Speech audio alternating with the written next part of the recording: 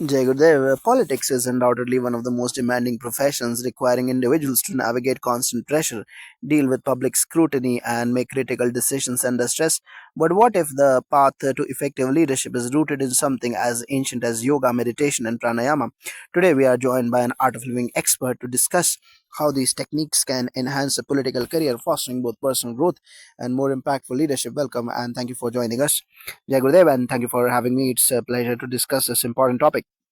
As you rightly mentioned, politics is a field that demands not only sharp intellect but also emotional stability, resilience, and the ability to make decisions that are in the best interest of people, often under immense pressure. Practices like yoga, meditation, and Sudarshan Kriya and Pranayama are powerful tools for maintaining mental peace, emotional balance, and clarity. When practiced consistently, they can significantly improve a politician's ability to serve their constituency and lead with integrity. That's very insightful.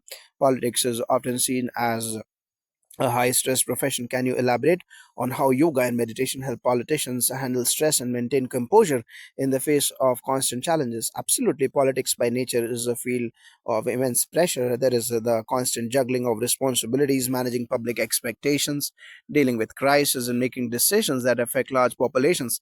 Stress can easily build up in such an environment, and without effective tools to manage it, a leader's ability to function can be severely impaired.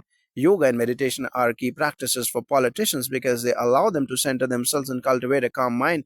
When a politician is faced with a challenging situation, be it an election campaign, a national crisis, or dealing with public criticism, yoga offers a way to release tension, improve focus, and enhance resilience. For example, when you practice yoga regularly, your body becomes more flexible and physically strong. But more importantly, it also helps you remain mentally clear and emotionally stable. Politicians who are constantly required to make decisions under pressure can greatly benefit from this clarity.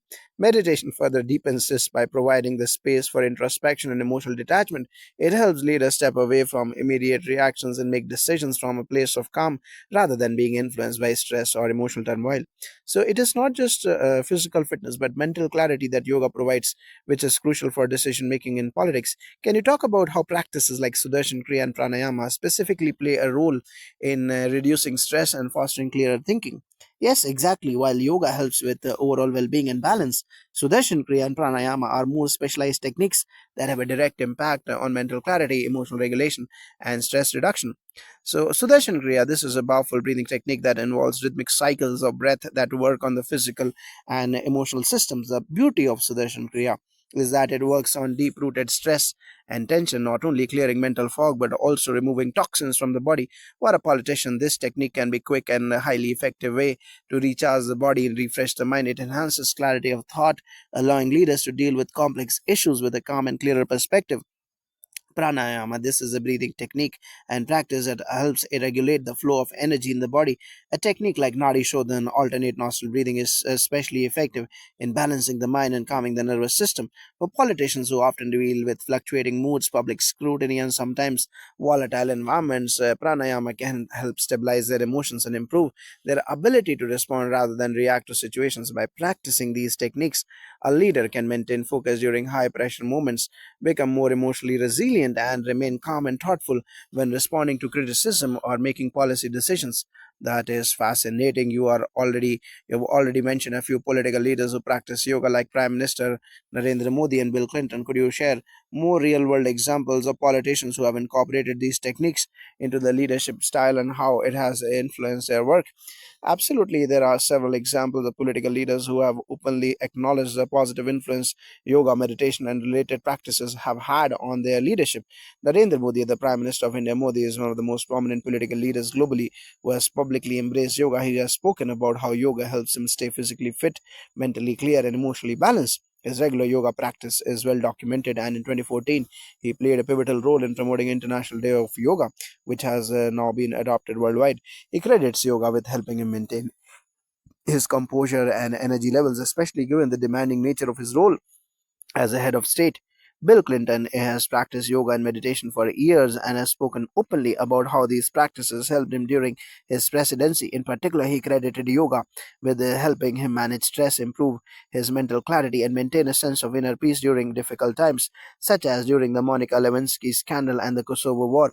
Clinton even described his yoga practices as a vital part of his daily routine, allowing him to recharge after long, exhausting days. Rajnath Singh, the Home Minister of India, is another senior political figure, is well known for incorporating yoga into his daily life. He practices yoga regularly to maintain both physical and mental health, believing that it helps him manage the demands of his political career. His ability to make balanced, measured decisions on national security matters is often attributed to his grounded and calm mindset, which is nurtured by his regular yoga and meditation practice. Justin Trudeau, Prime Minister of Canada, is another example of a world leader who has acknowledged the importance of mindfulness and physical wellness in his leadership.